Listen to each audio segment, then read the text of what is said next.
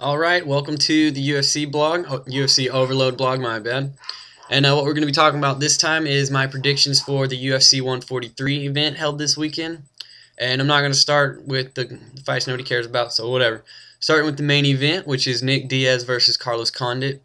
And this fight is going to be awesome, I feel like. Anytime you put Nick Diaz or Carlos Condit in the cage, there's definitely potential for some sort of fight night bonus, submission, fight of the night, whatever. And now that they're both fighting, especially for the title, I mean, definitely fight of the night potential, maybe even fight of the year. You never know. And as far as their skill sets, both of them are really well rounded.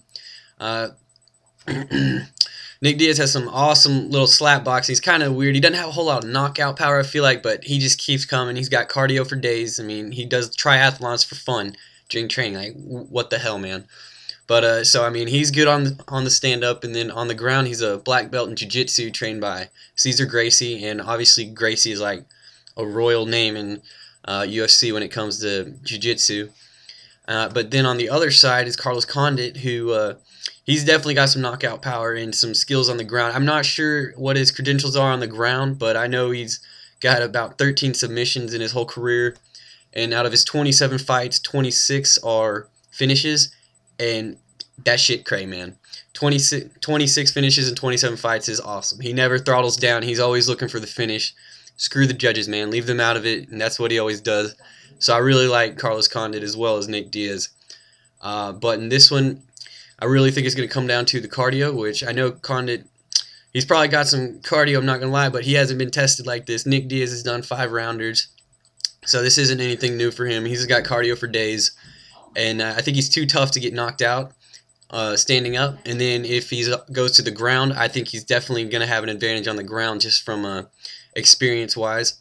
And so I see Nick Diaz winning this fight either by a unanimous decision or a stoppage in one of the championships rounds, round 4 or 5, something like that. And the next on the main card is Fabricio Verdum versus Roy Nelson. And Fabricio Verdum, he's pretty well known just for submitting Fedor Emelianenko, which is not, I mean, it's not that big of a deal to me. I always thought Fedor was kind of overrated, but he was on like a 10-year win streak. Like 10 years he hadn't lost a fight, so he got some recognition for submitting Fedor. Verdum did.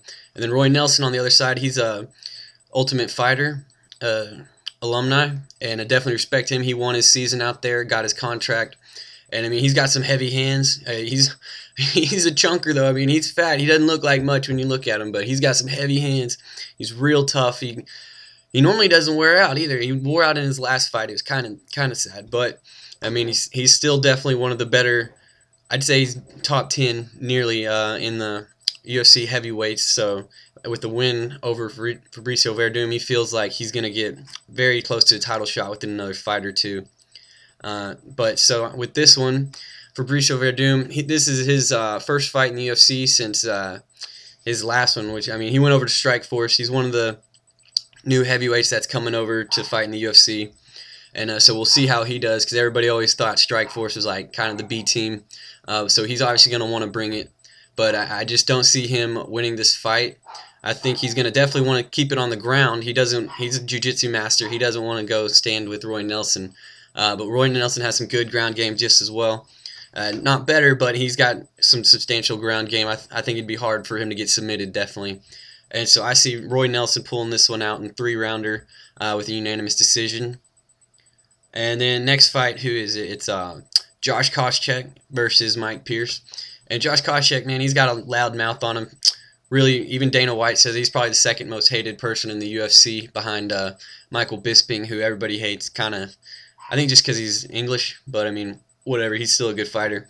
And Josh Koscheck, he's definitely respectable. He's got really, really good wrestling.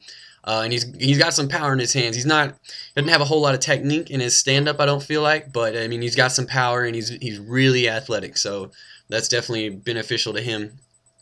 And then Mike Pierce, what do I got written down on him?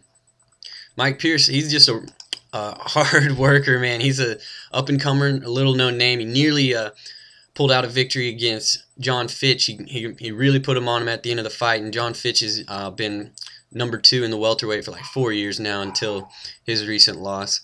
But I just see Josh Koscheck. He's too athletic. I mean, he's too experienced. So I mean, that's what it's going to come down to. And I think if he takes it to the ground, he could just ground and pound him the whole time, and hopefully he won't be too cocky and think he can take him standing up. Not saying he can't, but I think he should stick to his bread and butter, which is his ground game, definitely. So take him down, wrestle him, ground and pound, maybe get a submission. But I definitely still see Josh Koscheck winning this fight via unanimous decision. And then next we go down to the bantamweights, the little guys. Scott Jorgensen versus Renan Barrow. And this fight is going to be awesome. I feel like anytime you go below 155 and under, I mean, they bring it all the time, non-stop action. Some people don't like him just because they're little guys, so they're like, well, I could beat him up. He's like 145. Nah, man, shut up. He's 145. They're going to bring it. And I said 145 just then, but these guys are actually 135. They're bantamweights, I'm sorry. And Jorgensen, he's got a lot of skill. I got respect for him. His last loss came to the champ, Dominic Cruz, I mean, who hasn't been beaten in like nine straight fights or something like that, so you can't really knock him too bad for that one. But he's very well rounded. He's got better stand up, I feel like, than his ground game. But I mean, both are very capable on the ground or standing. And then his opponent, the Brazilian Renan Barrow, he lost one fight in his career, and it was his first one. And since then, he's been on 27-fight win streak. Hasn't lost at all. And this fool is awesome. He's got amazing hands, I mean, or submissions. I mean, Brazilians, like, they always seem to have submissions, of course. I don't know if that's racist or whatever, because, no, there's white and black Brazilians and stuff like that, yeah. But the man, he's got some serious ground game skills, and then his stand-up, I mean, he's got power in his hands for a little guy, some serious power. And his last fight, he just got fight of the night after beating Brad Pickett, who is a real up-and-comer. Not a whole lot of people thought he was going to win that fight. But Renan Barrow, I definitely see him winning this fight. He's too athletic. He's going to be faster. I mean, he's probably just going to be better in general on stand-up and the ground game. So I see this one actually being a stoppage for Barrow. And the last fight on the main event, or not main event, the main card, is Clifford Starks and Ed Herman. And Clifford Starks is fighting in his second UFC fight. And his first fight, he came in late. He was a late addition. Somebody got injured. He came in real late, and he pulled out a victory. He's 8-0 in his career right now. And who he's facing is going to be Ed Herman, who's another Ultimate Fighter alumni.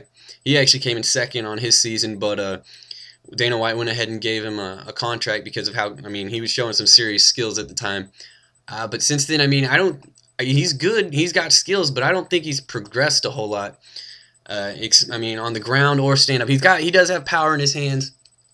But, I mean, he hasn't been fighting, like, the upper echelon. But I mean, this is Starks' second fight. Ed Herman's been around the block a couple times in the UFC. And so I think he needs to take it to the ground. He's a wrestler. That's his base. He's got a base in wrestling, so that's always what you need in the UFC.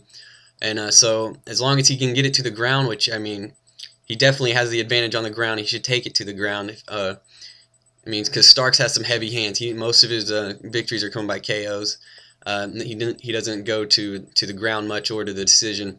So I see Herman, as long as he takes it to the ground, I think he's going to get a unanimous decision victory. All right, and well, that's all for the main card. All the predictions for the main card.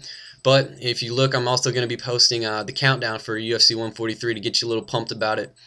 Talking to Nick Diaz and Carlos Condit. And so just stay tuned and watch the fights on Saturday. I see all five of these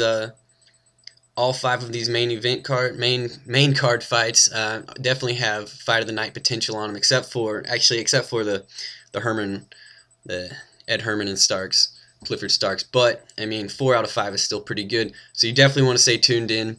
And then I'll post the results on Monday. So y'all have a good one.